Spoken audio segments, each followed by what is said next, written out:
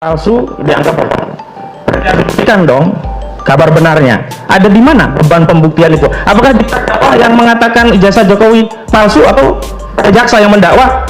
Sudah.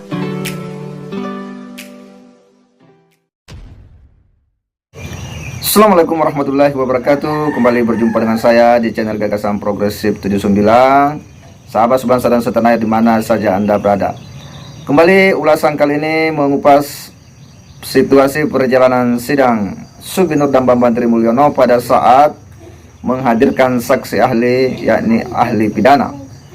Kali ini ya, saksi ahli pidana betul-betul tampil memberikan sebuah keterangan yang membuat peristiwa ini semakin terang. Dan bagaimana kuasa hukum daripada Sugi Nur dan Bambang Trimulyono, yakni Ahmad Kosinuddin, ya, itu kemudian dibuat ya tak berkutik, ya, dimana sejumlah pertanyaan-pertanyaan yang selama ini itu menurutnya tidak pernah puas dari jawaban-jawaban para saksi ahli. Kali ini dia hanya bisa mangguk-mangguk, ya, menerima keterangan dan penjelasan detail yang berbobot daripada saksi ahli pidana ini. Dan ini menunjukkan bahwa memang posisi daripada hakim selama ini, ya, dan apa yang selama ini dikeluarkan oleh para kuasa hukum, bahwa Pak Jokowi harus hadir untuk kemudian ya membawa ijazah asli, itu sebenarnya termentahkan ya dengan keterangan-keterangan daripada saksi ahli pidana ini.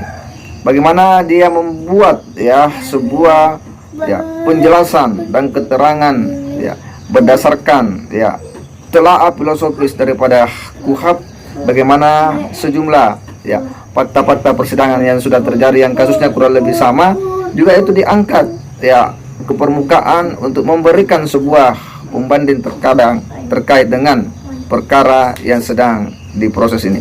Untuk lebih jelasnya kita akan simak bagaimana penjelasan saksi ahli pidana ini yang betul-betul memberikan sebuah informasi dan keterangan yang membuat semakin terang ya perkara ini. Mari kita simak. Ya, tadi juga sudah saya jelaskan bahwa dalam hal tidak bisa diketahui atau tidak dilihat yang asli sama sekali, toh kita masih bisa juga menggunakan bukti yang lain. Artinya ada keterangan saksi, kemudian juga kalau ada buku register masih bisa dilihat di situ.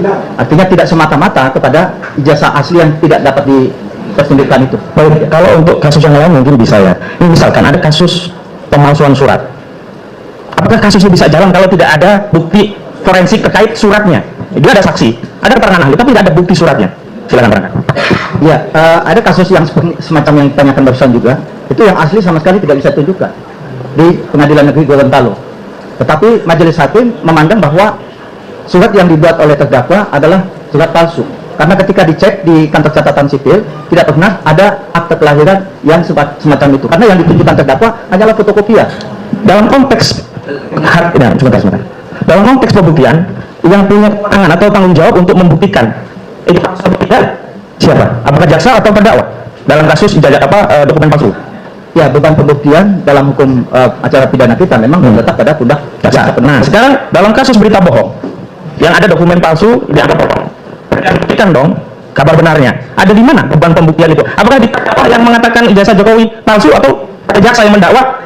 Saudara terdakwa ini menyebarkan kabar bohong. Ya, kembali kepada jaksa penuntut. Jaksa. Selanjutnya. Ini ada dua konstruksi hukum yang berbeda. Ada kabar bohong, itu pasal 1412 ya. Kemudian ada kabar yang tidak lengkap atau tidak pasti. Apakah mungkin mendakwa suatu peristiwa tidak lengkap, tidak pasti, sementara buktinya sendiri tidak lengkap? Dan kita tidak mendapatkan kepastian karena sampai hari ini tidak ada dokumen aslinya. Bagaimana pandangan dari ahli? Ya, kembali kepada soal keberadaan dari alat bukti dan barang bukti ini, ya, sejauh masih bisa didukung oleh saksi-saksi dan alat bukti yang lain, tentunya kembali kepada bagaimana hakim memandang pemenuhan adanya minimum 2 alat bukti yang sah. Baik, kalaupun minimum bukti itu hanya ada pada ahli dan saksi misalnya, yang 144 tadi. Sementara bukti ijazahnya itu sendiri tidak dilengkapi. Apakah mungkin mendakwa suatu kabar tidak lengkap sementara dakwaan tadi bisa membuktikan versi lengkapnya? Ya, tadi melalui majelis hakim sudah saya sampaikan bahwa sudah juga ada kasus yang semacam ini, ya, tidak bisa ditunjukkan dokumen aslinya karena yang bersangkutan hanya bisa menunjukkan fotokopinya, dan hakim yakin sesuai dengan alat bukti yang lain bahwa telah terjadi pemalsuan surat, sehingga dengan demikian baik, itu kan presiden. Saya kembali ke KUHP. Normanya, idealnya, kalau itu faktor seperti itu, normalnya, idealnya bagaimana? Haruskah dilengkapi bukti-bukti itu baru bisa mendakwa tidak lengkap atau tidak pasti yang dapat menerbitkan keonaran?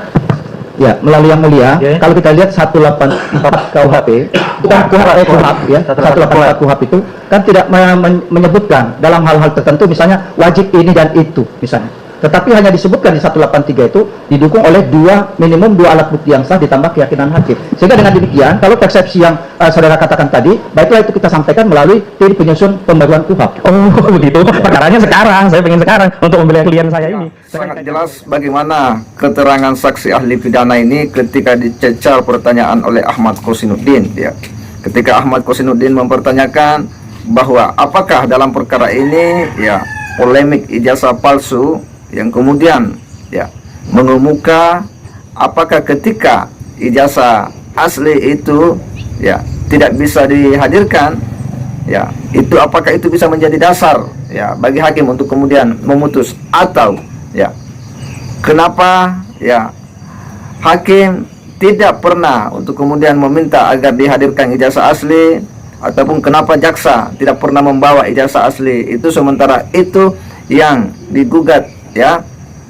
Apakah dengan, ya, keterangan-keterangan seperti itu bisa dijadikan dasar untuk kemudian, ya, sebagai pembuktian?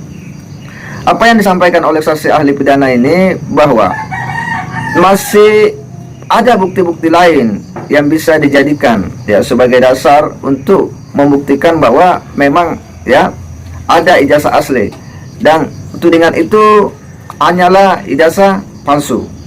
Nah, ada buku register misalnya, dan kalau kita lihat, ya, kepala sekolah itu juga sudah menunjukkan bahwa Pak Jokowi ini adalah siswa yang terdaftar di sekolah ini, ada buku register, ada buku induk, ya, itu buku tua di mana seluruh siswa yang pernah sekolah itu terdaftar di sana. Demikian pula ada fotokopi ijazah bagi mereka yang sudah selesai, dan Pak Jokowi ada. Artinya apa? Bahwa Pak Jokowi itu pernah sekolah di sekolah itu hingga kemudian tamat, ada fotokopi ijazah yang disimpan. Dengan demikian, apa yang disampaikan oleh saksi ahli pidana bahwa tidak mesti, ya, harus menghadirkan ijazah asli itu dalam pembuktian di persidangan, tetapi masih ada bukti-bukti lain yang bisa menjadi dasar, ya, oleh hakim untuk kemudian, ya, memutus perkara ini. Dan ketika ditanya lagi oleh Ahmad Kosinuddin bahwa bagaimana jika ada satu kasus pemalsuan surat misalnya, ya, nah, ketika, ya, tidak bisa dihadirkan surat aslinya, apakah pemalsuan surat itu kemudian bisa dituntut karena tidak ada aslinya untuk kemudian membandingkan? Nah, ahli pidana ini kemudian, ya, itu menyampaikan bahwa ada sebuah kasus yang pernah terjadi di salah satu daerah, kalau tidak salah di Gorontalo, bahwa, ya, seseorang itu diduga untuk kemudian, ya, memalsukan surat, ya, dan ketika orang yang dituntut juga itu tidak bisa menunjukkan aslinya, tetapi surat, ya, yang dipalsukan ini, kalau tidak salah akte, ya, itu kemudian yang dipalsukan itu dicek nomornya di Dukcapil, ternyata nomor, ya, itu tidak ada di Dukcapil. Artinya bahwa fotokopi daripada surat yang dipalsukan itu betul-betul palsu, ya.